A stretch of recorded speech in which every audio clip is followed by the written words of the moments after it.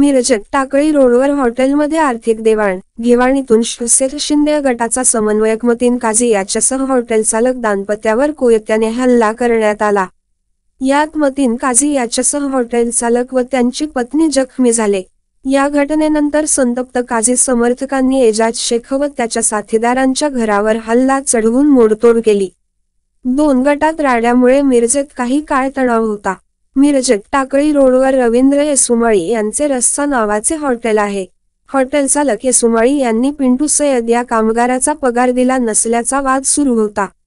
या वादातून मिरजेतील एका खून प्रकरणातील आरोपी एजाज शेख, अमन गोदड, स्हेल नदाफ, शंकर रिक्षावाला व शिव अथणीकर यांनी शनिवारी रात्री हॉटेलवर जाऊन जोरदार राडा केला। हॉटेल चालक रवींद्र येसुमाळी व त्यांची पत्नी वैशाली येसुमाळी यांच्यावर कोयत्याने हल्ला केला। यावेळी गुन्हेगारी पार्श्वभूमीचा असलेला शिंदे गटाच्या पदाधिकारी मतीन काझी याने मध्यस्थीचा प्रयत्न केला। त्यामुळे हल्लेखोरांनी मतीन काझी याच्या हातावर कोयत्याने हल्ला केला। यावेळी झालेल्या हाणामारीत यामध्ये मतीन काझी याच्यासह 3 जखमी झाले। सर्वांना उपचारासाठी सिव्हिलमध्ये नेण्यात आले। काझी याच्यावर हल्ला झाल्याचे वृत्त समजताच काझी समर्थकांनी सिव्हिल आवारात मोठी गर्दी केली होती।